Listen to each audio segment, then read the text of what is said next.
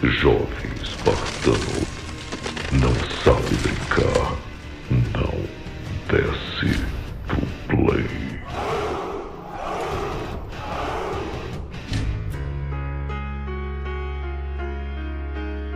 Fala aí, espartanos, tudo beleza com vocês? Estamos aqui então em mais um vídeo aqui pro canal, mas antes eu quero agradecer vocês pelo suporte no vídeo de ontem, que foi muito especial para mim. Um vídeo mais técnico, onde eu busquei trazer algumas informações de uma forma mais didática, né? Lembrando a minha época como professor. E foi muito gostoso fazer aquele tipo de conteúdo. Eu agradeço muito pelo suporte monstro que vocês deram naquele vídeo. E se você ainda não viu, veja. É um vídeo onde eu falo por que o PlayStation conseguiu ter tão pouco espaço ocupado em comparação com os concorrentes, o que poderia estar acontecendo com o Xbox. Se você ainda não viu esse vídeo, confere lá que vai ser muito interessante. E antes de começar, é claro, eu quero recomendar para vocês um site muito bom que eu uso como fonte aqui para os meus vídeos, que é o Detona Geral Games. É um site muito bacana, que tem um resumo ali de todas as principais notícias e ele tem um diferencial, tá, galera? Muitos sites e fóruns que a gente vai muitas vezes para ver a notícia, eles não colocam a fonte na descrição, eles não colocam os lugares para você acessar e ver, conferir os dados com precisão. E o Detona Geral Games não, cara, é um site que eles colocam um hiperlink em tudo que pode ali, justamente para que você possa conferir por si mesmo se o site está falando tudo certinho ou não. Então deixa essa recomendação para vocês, o link dele está sempre aqui na descrição, então acessem aí o Detona Geral Games, beleza? Bom, vamos começar então o vídeo. Pontual Game. Compre cartões com segurança e rapidez. Links na descrição. E é isso aí, galera. Então teve esse lançamento polêmico aí do famoso Destruction All Stars. Esse é um jogo que foi anunciado lá atrás, logo nos primeiros jogos que falaram que ia ser lançado para o PlayStation 5, e é um jogo que não gerou grandes expectativas, não é um jogo que as pessoas ficaram hypando, por assim dizer. Inicialmente ele ia ser vendido como qualquer jogo normal, até que a Sony, de maneira muito sábia, decidiu colocar ele na PlayStation Plus, como um jogo gratuito, um lançamento em serviço. E por que eu digo que a Sony foi muito sábia? Ela foi muito sábia porque nitidamente não é um jogo que ia vender.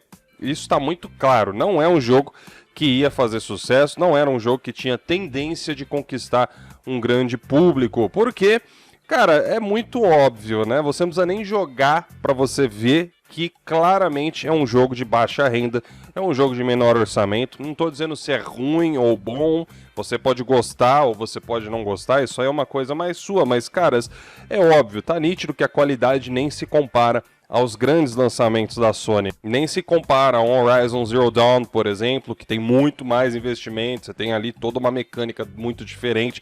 Não se compara, né? Quando a gente fala jogo de baixa renda, é porque o jogo, por mais que ele possa ter até gasto aí seus milhões, mano, não tem como um jogo desse chegar perto do gasto que tem um jogo de alto nível como esses aí que a gente vê no mercado. Então você que está assistindo o vídeo, é isso que eu quero dizer quando eu me refiro a baixa renda, ok? Enfim, vamos agora adentrar na parte aí, na ferida do assunto. Eu vi muita gente comentando, inclusive eu recebi comentários aqui nos meus vídeos de gente cobrando, por exemplo, você não vai falar do Destruction All Stars, que saiu com uma avaliação medíocre, né, no Metacritic, tá pior até que o último jogo aí que foi lançado na plataforma do Xbox, né, que foi aí o The Medium aí que o pessoal falou. E eu quero dar a minha opinião e te explicar por que eu acho isso sem sentido. Então, se você não tem problema, você não tem nenhum retardo, né, você consegue ouvir uma opinião que é contrária à sua, fica aí que você vai entender meu raciocínio. Esse jogo foi dado de graça na Plus, certo? Ou seja, você não precisou pagar nada para jogar ele. Isso que o pessoal tá falando é justamente devido à crítica que é feita em cima dos jogos que a Microsoft tem lançado para o Xbox, ou seja, jogos first party. Boa parte dessa crítica que é feita dos jogos da Microsoft acaba trazendo o Game Pass para o assunto. E o que o Game Pass, o que o coitado do Game Pass tem a ver com esse problema? Bom, entende-se que pelo fato da Microsoft ficar lançando todos os seus jogos first party no Day One para o Game Pass, isso acabe impactando na qualidade desses games. Caras, a razão é óbvia. Não tem nem como comparar você colocar um jogo para vender e você colocar o negócio direto no serviço, onde as pessoas não precisam comprar mais esse jogo. Acho que a gente não precisa ser um gênio de matemática para saber qual metodologia de mercado faz o jogo pagar os seus próprios custos muito mais rapidamente e também ter um lucro muito maior. A gente tá falando aqui de $60 de lançamento contra 10 ou 15 lá do Game Pass, eu não lembro agora o valor exato, mas é bem menos que 60. Então é óbvio que se a Microsoft só colocasse os jogos dela para vender, ela teria um retorno muito maior, obviamente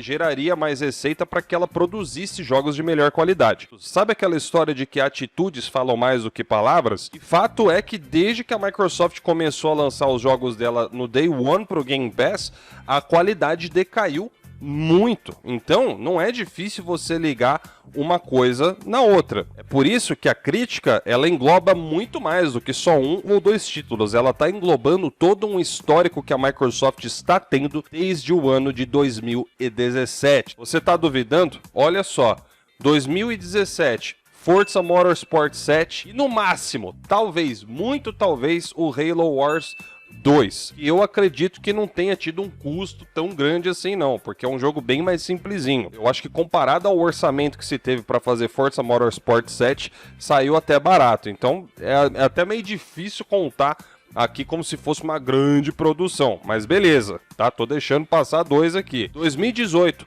Forza Horizon 4. 2019, Gears 5. Depois de 2019, nós tivemos aí o ano passado, 2020, nenhum jogo de alto investimento como esses grandes que a Microsoft tem para o Xbox. Em 2020, nós vimos ali, por exemplo, o Flight Simulator, que é um jogo excelente, é um jogo muito bonito, muito bem feito, mas que é uma franquia que a Microsoft sempre fez para o PC. Exatamente. E agora que vai lançar pro Xbox, acredito eu que seria só pro Xbox Series. Eu não tenho certeza se vai lançar pro One, acredito que não. Gente, nós estamos falando aqui de 4 anos já.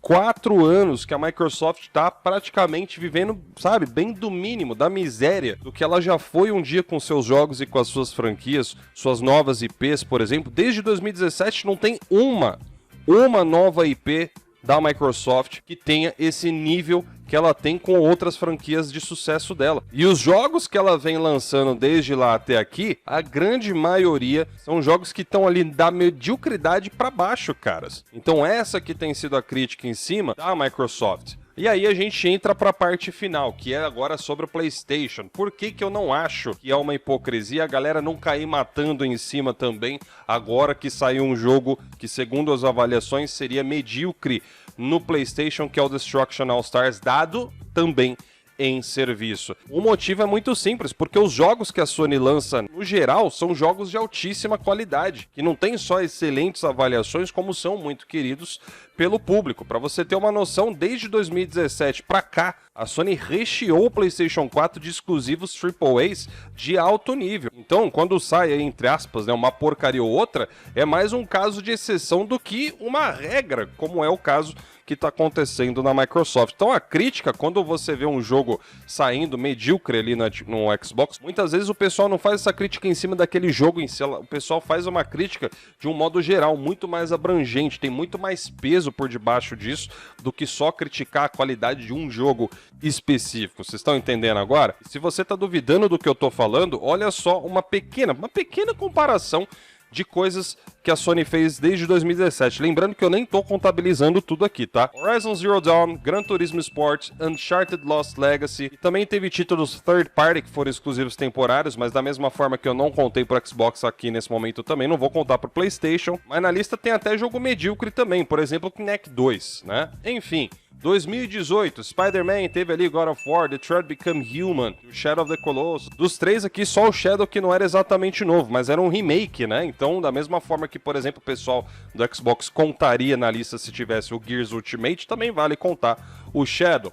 2019, Days Gone, Death Stranding, e mais dois ali que parecia mais indie do que um jogo realmente grande, que foi Conquer Genie Medieval também. Mas enfim, se você quiser pode descontar esses dois, não tem problema nenhum. Aí você chega em 2020, teve The Last of Us 2, Ghost of Tsushima e Spider-Man Miles Morales. Então, olha a diferença. Isso que detalhe, eu não tô contabilizando tudo aqui, mas já olha a diferença que deu entre uma plataforma e a outra. Eu não tô dizendo que é errado a Microsoft querer investir no Game Pass.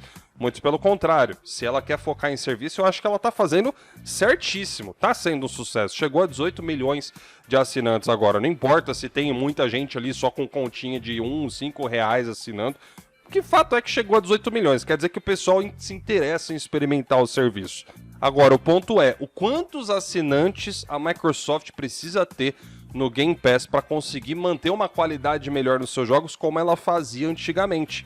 Essa é a grande questão. Será que ela tem que chegar até os 100 milhões de assinantes do Game Pass para aí sim começar a gerar dinheiro suficiente para ela conseguir fazer mais jogos de alto nível, como as franquias consagradas dela, novas IPs também desse mesmo nível? Porque é óbvio que se continuar crescendo, vai chegar um momento em que vai bater um determinado ponto, onde vai começar a chover dinheiro para a Microsoft e ela vai poder investir muito mais nos seus jogos. Só que o problema é quanto tempo isso ainda vai demorar. Então essa é a crítica no geral que você não tem como aplicar no caso do PlayStation. Cada plataforma tem os seus altos e baixos, mas infelizmente essa é uma desvantagem gritante pro lado da Microsoft. Pega justamente na ferida de um console, porque o principal de um console são os seus jogos, que é aquilo que diferencia ele das outras plataformas. O principal quesito dentro de um console não é serviço, não é interface, não é poder, são os seus jogos. Aí sim vem o resto. Mas enfim, essa é a minha opinião. Você pode discordar do que eu tô falando, deixa aí nos comentários por que você discorda ou que você concorda,